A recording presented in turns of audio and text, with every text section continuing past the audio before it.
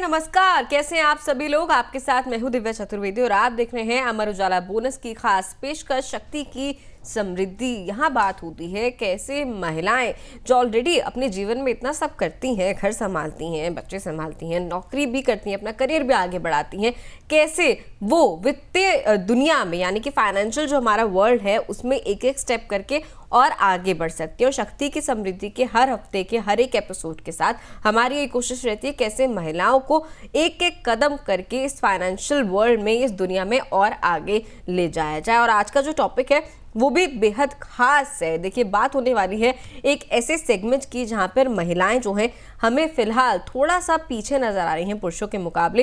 कैसे किन सॉल्यूशंस के थ्रू वो उस सेगमेंट में भी आगे बढ़ सकती हैं, इस पर चर्चा करेंगे। क्या वो सेगमेंट है ये भी मैं आपको आगे बताऊंगी, लेकिन उससे पहले आपको बता दें आज के शो में शक्ति की समृद्धि के लिए आप लोग हमें सवाल कैसे भेज सकते हैं। इसके अलावा जो हमारे और शोज होते हैं उनके लिए अपने पसंदीदा टॉपिक और अपने सवाल आप हमें कैसे भेज सकते हैं। तरीका बहुत आसान है। हमारे व्हाट्सएप नंबर पर आप शक्ति लिखकर हमें अपना सवाल जो है भेज सकते हैं, हमारे साथ साझा कर सकते हैं। 9354027995 ये हमारा व्हाट्सएप नंबर है। अपना सवाल लिखिए, उसके आगे शक्ति लिखिए और हमें भेज दीजिए। साथ ही जो भी टॉपिक है जिस पर आप चर्चा सुनना चाहते हैं वो भी आप हमारे साथ इसी नंबर पर शेयर कर सकते हैं।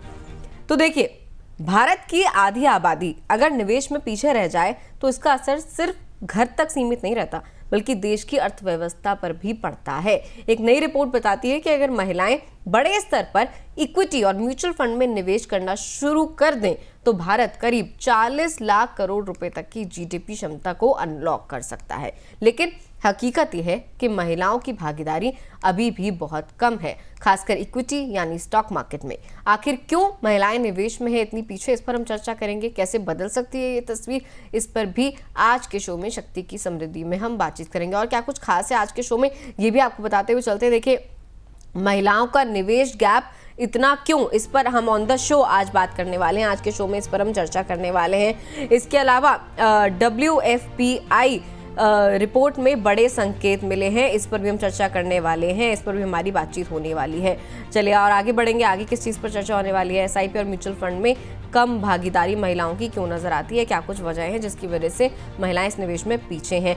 इसके अलावा आगे बढ़ेंगे, कैसा है महिलाओं का सेविंग पैटर्न, इस पर बातचीत करेंगे। क्या कुछ वो टूल्स है जहां पर महिलाएं सेविंग करना पसंद करती हैं। रिटायरमेंट प्लानिंग में अंतर, क्या कुछ अंतर है पुरुष और महिलाओं के बीच जब बात रिटायरमेंट की प्लानिंग की आती है। समाधान क्या है इसका और आगे का रास्ता क्या है, इस पर भी चर्चा करेंगे। लेकिन तमाम चर्चा शुरू करें उससे पहले आइए देखते हैं एक ऐसी महिला की कहानी जिसने छोटे निवेश से शुरू करके फाइनेंशियल इंडिपेंडेंस हासिल की और अपनी जिंदगी बदल डाली। दिल्ली की तनीषा ने 35 साल की उम्र में निवेश की शुरुआत की। शुरू में उन्होंने म्यूचुअल फंड में 2000 की सिप की। पहले उन्हें डर लगता था और जानकारी की कमी थी, इसलिए वो सिर्फ सेविंग अकाउंट और गोल्ड में ही पैसे रखती थीं। लेकिन धीरे धीरे उन्होंने फाइनेंशियल एजुकेशन ली और निवेश बढ़ाया।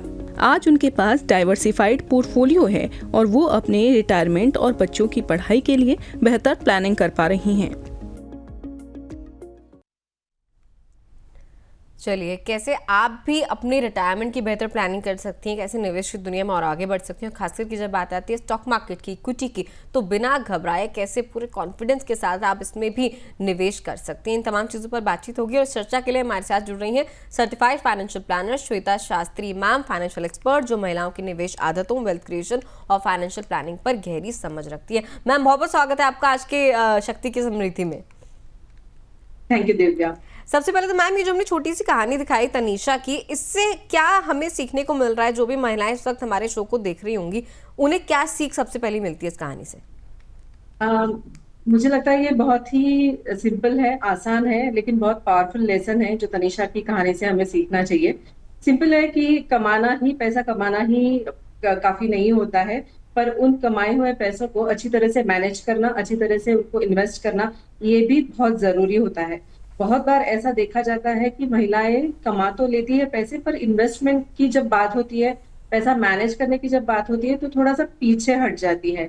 तो होता क्या है इस ऐसे सिचुएशंस में कि आपका जो पैसा है वो एडल पड़ा रहेगा, या फिर जो वेल्थ क्रिएट होनी चाहिए उससे वो नहीं हो पाती है, और आपकी जो डिपेंडेंसी है डिसीजन लेने में या फिर आपके खुद के पैसों को संभालने में, वो हमेशा बनी रहती है। तो अच्छा यही होता है और यही हमें समझना चाहिए कि छोटे से शुरुआत करें, पर खुद के पैसों का डिसीजन, इन्वेस्टमेंट का डिसीजन समझकर खुद लेना शुरू करें, यही काफी समझदारी की बात होगी। ठीक है। तो ये सीख जो है सबसे पहले हमें आज की हमारी छोटी सी कहानी से मिलती है, जो कि मैम ने आपको बताया। इसके अलावा आगे बढ़ेंगे मैम, एक मीडिया रिपोर्ट में जो है WFPI इंडेक्स सामने आया है, यानी कि विमेन्स फाइनेंशियल प्रॉस्पेरिटी इंडेक्स। उसमें भारत का स्कोर जो है 28.1 आया है, जो कि आधे से भी काफी कम है। आपके हिसाब से ये स्कोर किन कमियों की वजह से जो है इतना कम रहा, और ये किस चीज की ओर इशारा करता है? मुझे लगता है ये विमेन्स फाइनेंशियल प्रॉस्पेरिटी इंडेक्स जो है, इसे पहले हम एक स्कोर कार्ड की तरह समझते हैं, जो 100 में से हमें 28.1 स्कोर या फिर रेट किया गया है। तो ये रिपोर्ट क्या करता है, बेसिकली अपनी जो वित्तीय यात्रा है, जो भी फाइनेंशियल जर्नी है, उसे 4 एक महत्वपूर्ण चरणों में इसे मापता है। वो कौन कौन से 4 चरण हैं? जैसे कि एक्सेस, इंक्लूजन, आपका एजेंसी या कंट्रोल, एंड देन आपका जो है आउटकम। ये क्या होता है, ये एक एक करके हम समझते हैं शॉर्ट में। एक्सेस मतलब क्या आपके पास सेविंग बैंक अकाउंट है, क्या आप डिजिटल पेमेंट्स, ऐसे कुछ छोटे मोटे एप्स के जरिए आप उनको इस्तेमाल करती हो। इंक्लूजन मतलब ये हमें ये समझना चाहिए यहाँ से कि क्या आप म्यूचुअल फंड, इंश्योरेंस, बॉन्ड्स, ऐसे जो भी फाइनेंशियल प्रोडक्ट्स हैं उनमें निवेश करती हो। ओके, देन आता है थर्ड इज योर कंट्रोल या फिर एजेंसी जिसे कहा जाता है। सो यहाँ पे ये एनालाइज किया जाता है कि जो भी महिला इन्वेस्ट भी कर रही है, क्या वो खुद से डिसीजन ले पा रही है, उनका अपने पैसों पर या अपने पैसों के फैसलों पर खुद का कुछ कंट्रोल है क्या। एंड देन लास्ट में आता है आपका आउटकम, क्या वो सच में फाइनेंशियल वेल्थ क्रिएट कर पा रही है या नहीं, क्या आप संपत्ति उसमें से क्रिएट कर पा रही हो या नहीं। तो इन सब जो भी 4 चरण है, इनको एनालाइज करके ये रिपोर्ट बनाई गई है। तो ये अगर हम डिटेल में देखें तो 28.1 ये जो नंबर है, ये बहुत ही कम है, और ये हमें यही दर्शाता है कि एक्सेस दिया गया है, एक्सेस है, बहुत सारी अवेयरनेस क्रिएट किया जा रहा है, पर उसका जो आउटकम है वो अभी तक हमें नहीं मिल रहा है। मतलब महिलाएं जो है जो वेल्थ क्रिएट करने में काफी असफल रही है।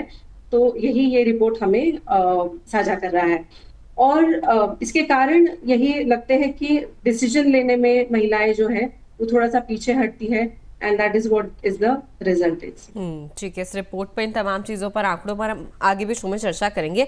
इसके अलावा मैम, रिपोर्ट की बात करें तो रिपोर्ट के अनुसार केवल 8.6% महिलाएं ही जो हैं इक्विटी और म्यूचुअल फंड में निवेश करती हैं। अगेन ये आंकड़ा भी बहुत कम है, जबकि पुरुषों में ये आंकड़ा कई ज़्यादा है। 22% से ज़्यादा पुरुष है जो इक्विटी रिलेटेड इंस्ट्रूमेंट्स में, म्यूचुअल फंड में निवेश करते हैं। इतने बड़े गैप को आप किस तरीके से देख रही हैं? इसके क्या सामाजिक, आर्थिक या फिर साइकोलॉजिकल कारण हो सकते हैं? मुझे लगता है अगर हम सोशल रीजन इसका देखें तो बहुत बार ट्रेडिशनली हम देखते हैं कि पुरुष ही है जो इन्वेस्टमेंट के डिसीजंस लेते आ रहे हैं। सो ये एक रीजन हो सकता है सोशली कि महिलाएं थोड़ी पीछे हट जाती है इन्वेस्टमेंट के डिसीजंस लेने में, और वो हमेशा सेफ सेविंग के दायरे में सीमित हो जाती है। जैसे कि उनका सेविंग अगर वो देखे तो वो एफडी में इन्वेस्ट कर लेंगी, थोड़ी बहुत ज्वेलरी, सोने में इन्वेस्ट कर लेंगी, या फिर कहीं बैंक अकाउंट, सेविंग अकाउंट में ही अपना पैसा रख देंगी। तो ये सीमित दायरा हो जाता है उनका इन्वेस्टमेंट में इन्वेस्टमेंट करने का। तो ये एक रीजन हो सकता है उसमें। इकोनॉमिकली अगर हम देखें तो जो भी महिलाएं कमाती हैं उनके अगर हम देखें तो बहुत सारे ब्रेक्स, करियर में ब्रेक्स होते हैं। उनकी शादी हो गई, लोकेशन चेंज हो गया तो उनका करियर ब्रेक हो गया, मैटरनिटी के लिए लीव्स हो गई, करियर ब्रेक हो गया, बच्चों को बड़ा करना है, घर में किसी की बीमारी है, ये सारी चीजों को जब वो देखती है तो करियर ब्रेक काफी होता है। एंड देन अगेन ये भी एक रीजन हो सकता है कि वो थोड़ा सा पीछे हटती हुई दिखती है हमें। और अगर ये देखें हम लोग साइकोलॉजिकल अगर रीजंस देखें इसका, तो थोड़ा सा डर लगा रहता है उनको इन्वेस्टमेंट में, और वो जो फाइनेंशियल प्रोडक्ट्स है, कॉम्प्लेक्स फाइनेंशियल प्रोडक्ट्स, वो समझ नहीं पाती है या फिर उन तक वो पहुंचता नहीं है। इस वजह से मुझे लगता है ये सारे कारण है जिनकी वजह से महिलाएं थोड़ा सा 8.6 का और 22.3 का जो भी गैप है वो हमें इसमें नजर आ रहा है। ठीक है मैम, वैसे कारण क्या है? मतलब ये जो कॉम्प्लेक्स फाइनेंशियल इंस्ट्रूमेंट्स हैं, इक्विटी हो गया, स्टॉक मार्केट हो गया, इसको समझ ना पाने के पीछे आप क्या कारण देख रही हैं? महिलाएं क्यों इसमें लैग कर जाती हैं? महिलाओं का एक्चुअली इसमें बहुत ज्यादा कॉम्प्लेक्स होता नहीं है, पर वो समझने में थोड़ा सा डिफिकल्ट उनको लगता है। फाइनेंशियल अवेयरनेस प्रोग्राम्स सब काफी बहुत किए जा रहे हैं, पर जो भी इन्फ्लुएंशियल जो भी प्रोडक्ट्स है वो बहुत कॉम्प्लेक्स नजर आते हैं, इसलिए वो थोड़ा सा उसमें समझने के लिए उनको थोड़ा सा डिफिकल्ट जाता है। ठीक है। इसके अलावा एक चीज़ और मैम इस रिपोर्ट में हमने नोटिस करी, वो ये कि महिलाएं जो हैं एवरेज तौर पर 35 साल की उम्र में अपने निवेश की शुरुआत करती हैं, जो कि मुझे लगता है लेट भी है एक तरीके से अगर हम देखें। और खास करके इसे कंपेयर करें पुरुषों से, तो पुरुष जो है 30 की एज के अराउंड जो है 5 साल पहले ही अपने निवेश की शुरुआत कर देते हैं, यानी कि 5 साल की देरी जो है महिलाओं के केस में हम देख पा रहे हैं। ये जो देरी है, क्या ये उनकी लॉन्ग टर्म वेल्थ क्रिएशन पर असर डालती है? रिटायरमेंट कॉर्पस जैसी जो एक चीज़ हो गई उस पर भी असर डालती है? हाँ, डेफिनेटली ये बहुत ज्यादा असर डालती है इसमें, और ये जो उनका गोल्डन पीरियड होता है कंपाउंडिंग का, वही मिस हो जाता है अगर वो इतना लेट शुरू करती है अपना इन्वेस्टमेंट। अगर आप अपना करियर जब शुरू करते हैं 25 से 27 साल में, तभी आप अगर आपका इन्वेस्टमेंट शुरू करें तो काफी हद तक आप इजीली आपका रिटायरमेंट का कॉर्पस एक्यूमुलेट कर पाते हो। अगर कोई at the age of 25th year में, अगर कोई, मैं एक उदाहरण देना चाहूंगी यहाँ पे कि अगर कोई उम्र की 25 साल में अगर अपना इन्वेस्टमेंट शुरू करता है, मिनिमम इन्वेस्टमेंट से 2000 रुपीज पर मंथ का अगर इन्वेस्टमेंट शुरू करता है, कोई अगर 35 की एज में इन्वेस्टमेंट शुरू करता है टिल द एज ऑफ 60, दोनों भी अपने 60 साल तक अगर वो इन्वेस्टमेंट करते हैं, और उनके पास जो समय होता है, जो पर्सन स्टार्ट करेगा उनका investment at the age of 25, उसके पास 35 ईयर्स है उसकी रिटायरमेंट के लिए, पूंजी जमा करने के लिए। पर जो इंसान अगर 35 एज में शुरू करेंगे तो उनके पास कम समय रहता है, 25 साल का। तो ये 10 साल का या 5 साल का भी जो भी डिफरेंस रहेगा ना, उसमें आपका कॉर्पस 30 to 40% कम बनेगा, जो भी एंड में आपका कॉर्पस बनेगा। तो यही है कि महिलाओं ने जितना जल्दी हो सके, थोड़े से भी शुरुआत अगर वो कर सकती है तो वो शुरू करना चाहिए, ना कि बहुत बड़ा अमाउंट से आप शुरू करना है, ऐसा कोई उसमें कंपल्शन नहीं होता है। What ever you can start, you start with it, और कंसिस्टेंटली आप कीजिए उसको, आपको जरूर ही उसमें बहुत सारा फायदा होगा। ठीक है। इससे ही सवाल से जोड़ के एक सवाल और मैम मेरा है कि जो एक एवरेज एसआईपी अमाउंट अगर हम देखें म्यूचुअल फंड में एसआईपी का, महिलाओं का जो एवरेज एसआईपी अमाउंट है या फिर इनिशियल इन्वेस्टमेंट कह लीजिए, पुरुषों के मुकाबले लगभग आधा है। मतलब क्या ये वाकई में रिस्क लेने की जो क्षमता है वो उतनी नहीं है महिलाओं में, इस चीज़ को दर्शाता है। और एक चीज़ और जो अभी हमारी पहले चर्चा हो रही थी कि कोई अगर 35 साल में अपनी इन्वेस्टमेंट शुरू कर रही है महिला और कोई 25 में कर रही है, लेकिन एक मुझे लगता है मिथ है कि जो महिला 25 में 2000 की सिप शुरू कर रही है, 35 साल में जो महिला सिप शुरू कर रही है वो भी 2000 रुपए की अमाउंट से कर रही है। उनको ये समझना कितना जरूरी है कि क्योंकि अब 10 साल देर हो गई है तो मुझे एटलीस्ट इस सिप के अमाउंट को थोड़ा ज्यादा से शुरुआत करनी चाहिए। यस, ये जो मैंने बताया कि 30 to 40% का जो भी डिफरेंस आता है ना, तो वो अगर आपको कम करना है, वो आपको समझना बहुत जरूरी है कि 5 साल या 10 साल का जो भी डिफरेंस आएगा, आपके इन्वेस्टमेंट आप शुरू करते हो उसमें, तो आपको इन्वेस्टमेंट आपका बढ़ता जाएगा। जो 25 साल में आप 2000 से शुरू कर सकते हो, एंड अगर आप at the age of 90 lakhs का कॉर्पस एक्यूमुलेट कर पा रहे हो, तो अगर वही का कॉर्पस आपको 35 की एज में शुरू करके अगर आपको एक्यूमुलेट करना है, तो आपको एटलीस्ट 7000 का एसआईपी करना पड़ेगा उसके लिए। तो आपको ये जानना बहुत जरूरी है कि मार्केट को आप टाइम नहीं कर सकते हो, पर आप कितना ज्यादा टाइम मार्केट में इन्वेस्ट करते हो ये बहुत ज्यादा जरूरी है। आपको बहुत ज्यादा कंसिस्टेंटली और डिसिप्लिन वे में मार्केट में इन्वेस्टमेंट्स अगर आप करोगे तो आपको जरूर ही उसमें फायदा होता हुआ दिखेगा। ठीक है मैम। एक चीज़ और है मैम, रिटायरमेंट, जो कि मुझे लगता है बहुत सारी महिलाएं इस चीज़ को इग्नोर कर देती हैं। जब हम किसी पुरुष को देखते हैं, उनकी रिटायरमेंट की एक एज, नौकरी कब तक कंप्लीट होगी वो बहुत फिक्स नज़र आता है, लेकिन महिलाएं जो है बिना किसी रिटायरमेंट के काम भी करती रहती हैं, अपनी रिटायरमेंट की, अपनी ओल्ड एज की प्लानिंग करने में भी काफ़ी लैग कर जाती हैं। अगर रिटायरमेंट प्लानिंग की बात करें तो इसमें महिलाओं की भागीदारी काफ़ी कम देखी गई है। इस डेटा में भी सिर्फ 14.2% महिलाओं के पास पेंशन या फिर पीएफ अकाउंट जैसी कोई चीज़ है, पेंशन फंड जैसा कुछ है या फिर प्रोविडेंट फंड जैसा अकाउंट है। इस गैप को कम करने के लिए आप क्या देख रहे हैं, क्या सोल्यूशंस हो सकते हैं पॉलिसी लेवल पर या इंस्टीट्यूशनल लेवल पर, क्या कुछ बदलाव हो सकते हैं? मुझे लगता है कि जो महिलाएं जॉब करती है, कमाती है, उनके पास तो ईपीएफ होता है, एनपीएस होता है, पीपीएफ में भी इन्वेस्टमेंट होता है।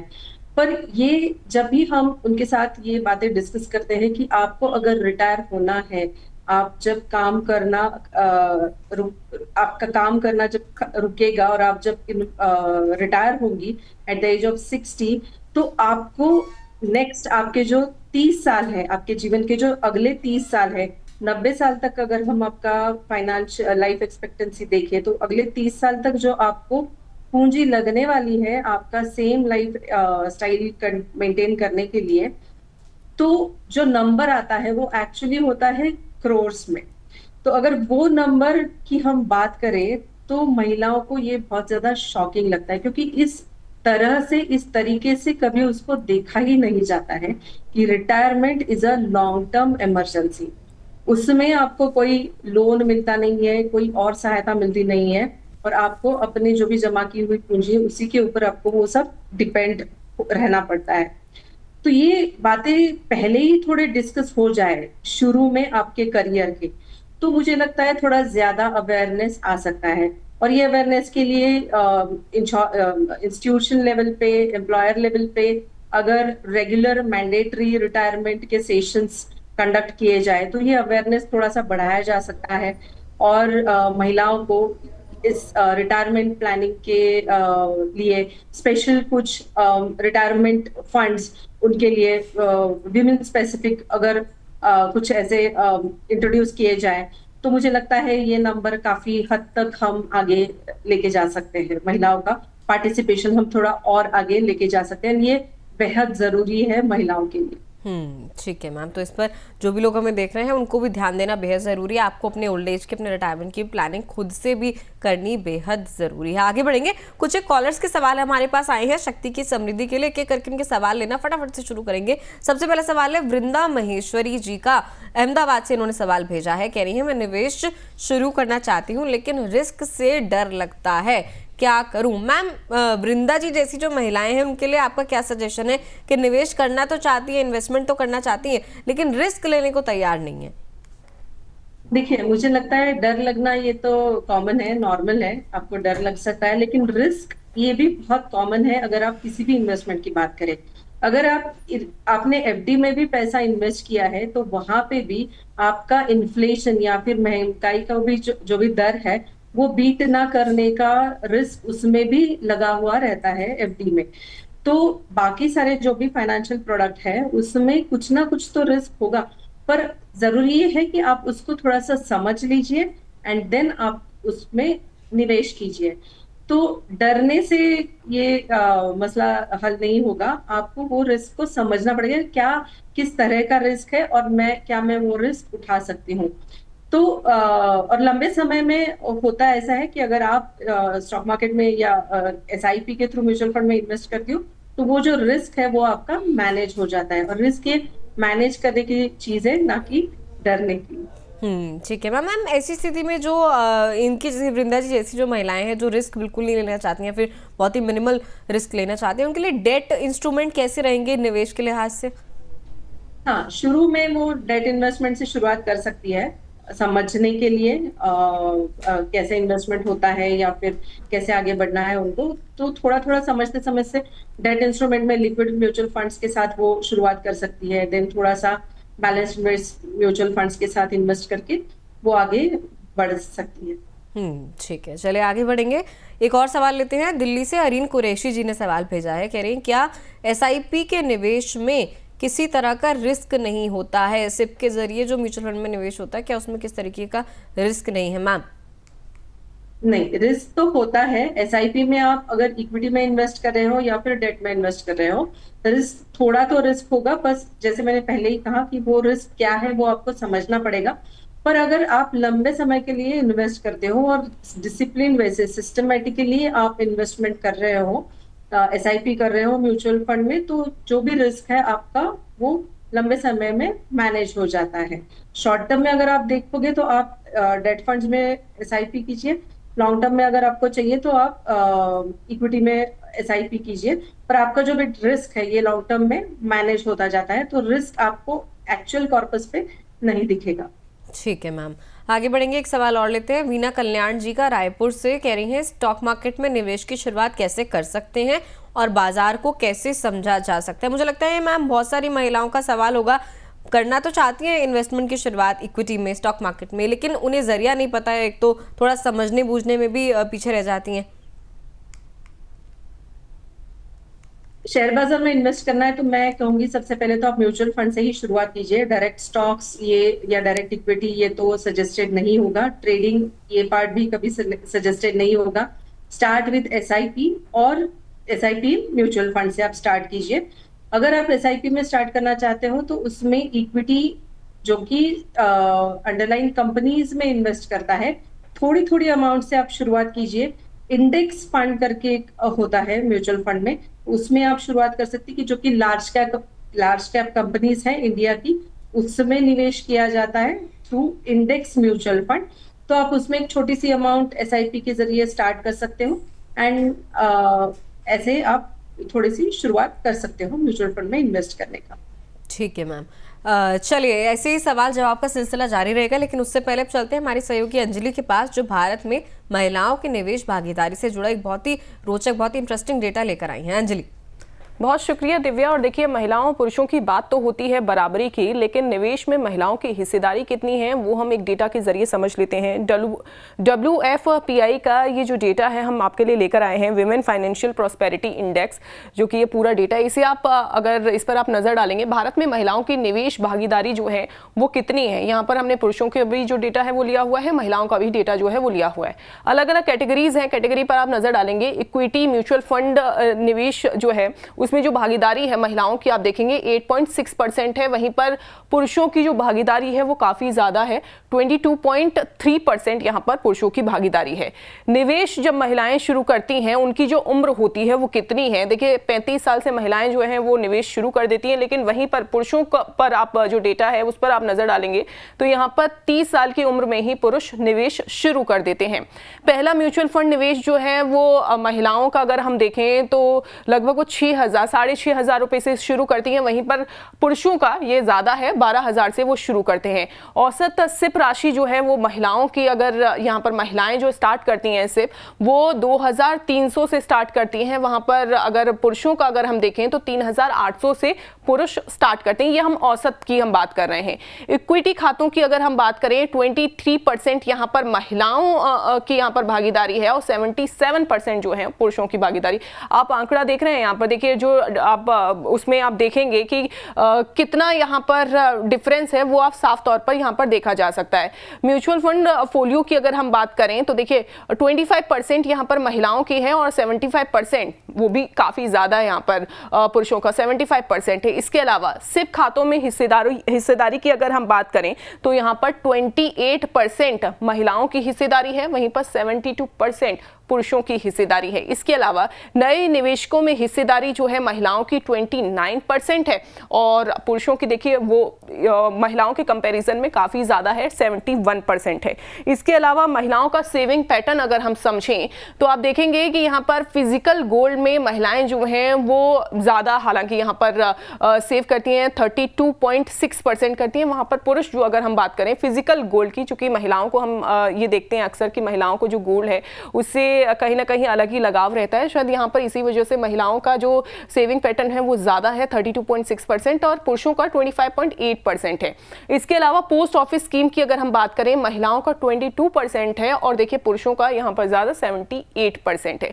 इसके अलावा अनौपचारिक बचत जो होती है यानी कि कैश या चिट फंड की अगर हम बात करें, जो कि कई बार देखिए रिस्की भी हो सकता है, महिलाएं कई बार घर में सेविंग कर लेती हैं कैश के माध्यम से, कहीं पर भी वो छिपा लेती हैं, तो 19% जो है महिलाएं इसमें जो सेविंग वो भागीदारी है 19% है। इसके अलावा पुरुषों की इसमें भागीदारी देखिए 10% है। इसी डेटा से आप अंदाज़ा लगा सकते हैं कि महिलाओं की हिस्सेदारी या फिर महिलाओं की जो भागीदारी है निवेश में वो कितनी है, और पुरुषों की देखिए महिलाओं के कंपैरिजन में काफ़ी ज़्यादा है। बिल्कुल अंजलि, आप बहुत ही इंटरेस्टिंग डेटा मुझे लगता है लेकर आई हैं, लेकिन मैम के पास चलेंगे, लेकिन उससे पहले अंजलि मैं आपकी भी टिप्पणी इस पर जानना चाहती हूँ। ये जो डेटा था, ये जो पहला वाला आपने स्लाइड दिखाई, आप किस तरीके से इस फर्क को देख रही हैं, जहां पुरुषों की परसेंटेज जो है कई मामलों में 72%, 77% तक है, जो पहली स्लाइड थी उसकी मैं बात कर रही हूँ, वहां महिलाओं की भागीदारी जो है आधे से भी कम नजर आ रही है। आप इस फर्क को कैसे देख रही हैं?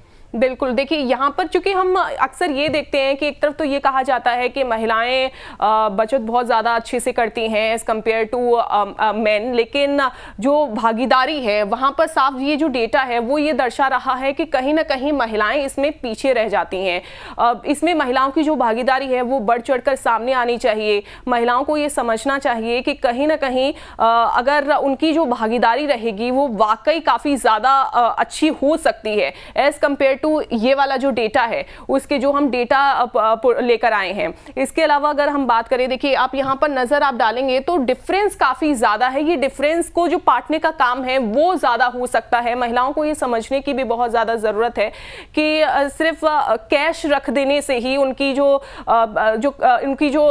रिस्पॉन्सिबिलिटी है वो खत्म नहीं हो जाती है, या फिर घर में जिस तरीके से हमने इससे दूसरी वाली जो स्लाइड हमने देखी कि औपचारिक अनौपचारिक जो बचत है महिलाएं 19% करती हैं, तो वहां तक महिलाएं सीमित ना रहे। ये जो कैटेगरी है इसमें भी जो महिलाएं हैं उसमें जो उनकी भागीदारी है वो भी महिलाएं बढ़ा सकती हैं। बिल्कुल बिल्कुल, बहुत शुक्रिया अंजलि इस इंटरेस्टिंग डेटा को लेकर आने के लिए। और मैम के पास चलेंगे। मैम, जैसा कि अंजलि ने बताया कि निवेश के मामले में बहुत क्लियरली दिख रहा है डेटा से, बचत तो कर रही है महिलाएं निवेश के मामले में, लेकिन कहीं ना कहीं लैग कर जा रही है। और जो डेटा हमने देखा, महिलाएं ज्यादा निवेश जो है गोल्ड में कर रही हैं, पोस्ट ऑफिस में भी अच्छी खासी भागीदारी है, और खासकर की जो इनफॉर्मल सेविंग्स है, चिट फंड वगैरह हो गया, कैश हो गया, उसमें भी करती हैं। इसे आप कैसे देख रही हैं? ये जैसे मैंने पहले भी कहा है कि सेफ सेविंग की तरफ महिलाओं का थोड़ा सा झुकाव ज्यादा ही रहा है, because of not understanding of the financial products. वो रिस्क को समझ नहीं पाती है, और इसकी वजह से जो भी वो समझती है, गोल्ड को वो अच्छी तरह से समझ लेती है। गोल्ड बाय करना, गोल्ड सेल करना, इसमें जो भी ट्रांजैक्शन होता है वो समझ सकती है। पोस्ट ऑफिस में इन्वेस्टमेंट करना वो समझ सकती है। एफडी में इन्वेस्ट करना वो सीधे सीधे समझ सकती है। इसलिए उनका झुकाव simple and safe saving products की तरफ ज्यादा रहा है। पर अभी मुझे लगता है बहुत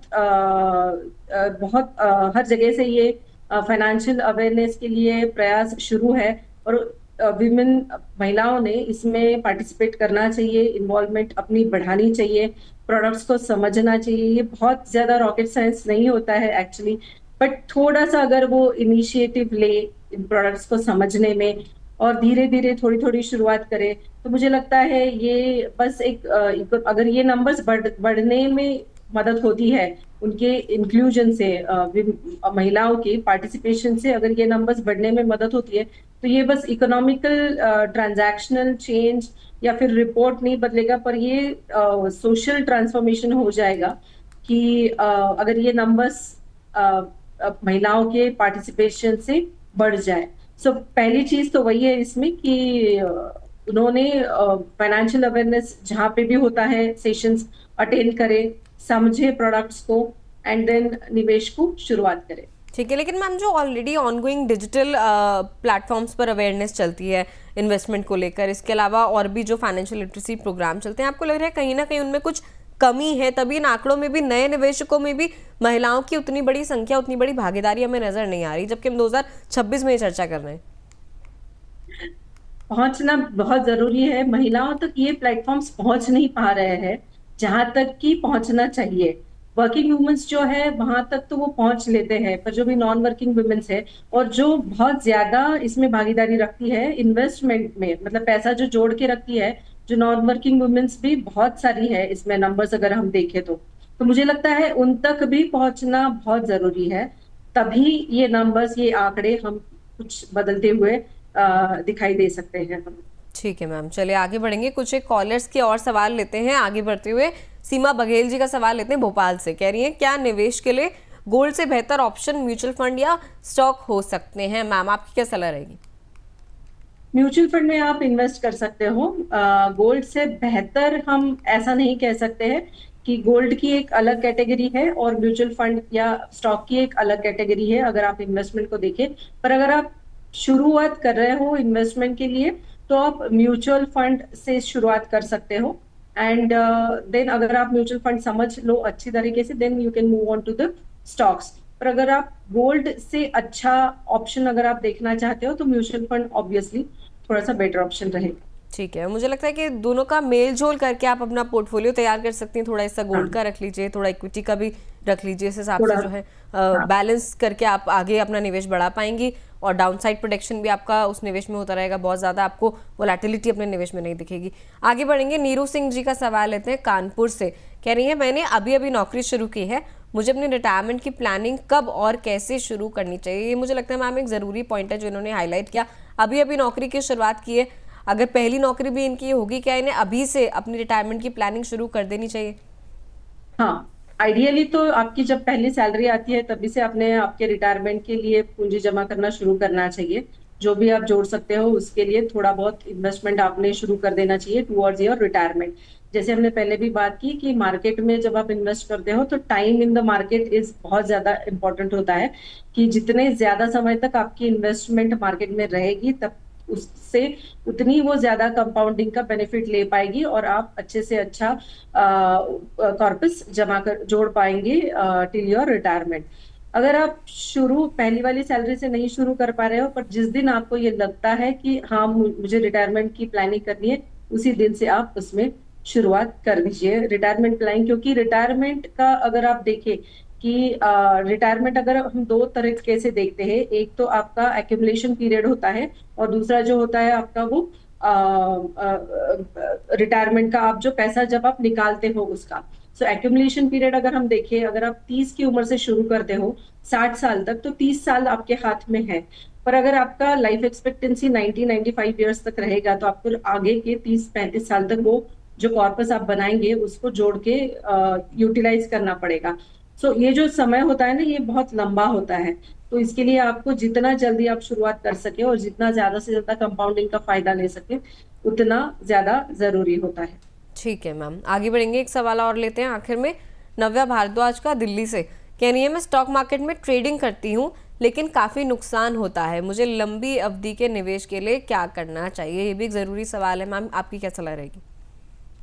ट्रेडिंग तो ये तो बहुत डार्ट गेम जैसा होता है या फिर गैम्बलिंग के तरह होता है। अगर आप स्टॉक मार्केट को पूरी अच्छी तरह से समझ लो तो मुझे लगता है कि लंबे समय के लिए अगर आपको निवेश करना है तो आपको प्रॉपर इन्वेस्टमेंट की तरफ जाना चाहिए जो कि पेशेंट इन्वेस्टमेंट होता है, ना कि ट्रेडिंग होता है। सो ट्रेडिंग को अवॉइड कीजिए और डिसिप्लिन्ड सिस्टमेटिक इन्वेस्टमेंट आप कीजिए। आप म्यूचुअल फंड में इन्वेस्ट कीजिए या फिर आप स्टॉक्स में इन्वेस्ट कीजिए। उसे ट्रेडिंग की तरह ना देखें, लंबी अवधि के लिए इन्वेस्ट कीजिए तो आप अच्छी तरह से आपका कॉर्पस जुटा पाएंगी। और शुरुआत की जब तक आप समझ नहीं पाते हो ट्रेडिंग, आपने सीखा नहीं है पूरी तरह से, तो आप ट्रेडिंग में ना ही जाए तो अच्छा है। ठीक है, चलिए हमारी तमाम चर्चा हुई मैम, लेकिन जो हमारे आज के शो का एक हाईलाइट था जो मैंने बहुत स्टार्टिंग में बोला, 40 लाख करोड़ की जीडीपी, अगर महिलाएं जो है इक्विटी में अपना निवेश बढ़ाती हैं, इक्विटी में एक एक कदम करके और आगे बढ़ती हैं, तो ये जो 40 लाख करोड़ जीडीपी का जो एक पोटेंशियल है अनलॉक करने की जो बात हुई है इस रिपोर्ट में, वो कैसे संभव है? वो हो सकता है, वो संभव करने के लिए कुछ प्रयास इंडिविजुअल लेवल से ही हमें करने पड़ेंगे। एज ए इंडिविजुअल वुमेन आपको खुद को थोड़ा और एजुकेट करना पड़ेगा, थोड़ा अपस्किल करना पड़ेगा, हर एक वुमेन को उसमें पार्टिसिपेट करना पड़ेगा। इन्वेस्टमेंट्स को समझिए, इन्वेस्टमेंट प्रोडक्ट्स को समझिए।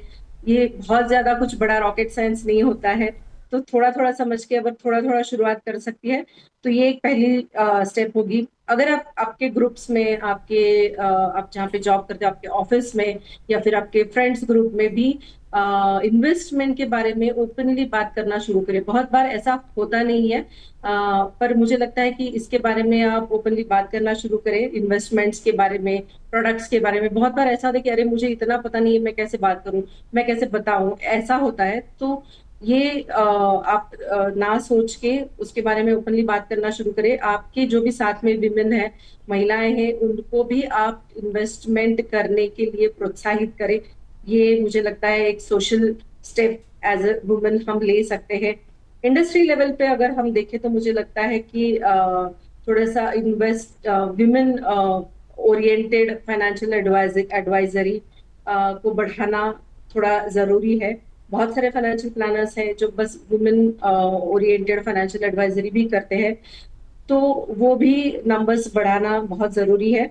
और गवर्नमेंट लेवल पे अगर हम देखें तो थोड़े पॉलिसीज और टैक्स थोड़े से इंटेंसिव्स अगर बढ़ाए जाए महिलाओं के लिए, इन्वेस्टमेंट जो खुद से करती है उनके लिए, तो मुझे लगता है ये नंबर अचीव करना बहुत ज्यादा डिफिकल्ट नहीं होगा हमारे देश के लिए, जहाँ पे इतनी बड़ी संख्या में हम लोग हैं।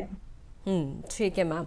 चलिए, तो इस तरीके से जैसा कि मैम ने कहा, इस बड़े लेवल को, इस बड़ी एक पोटेंशियल को अनलॉक करने के लिए आपको खुद से इंडिविजुअल लेवल पे एक बदलाव लाने की ज़रूरत है।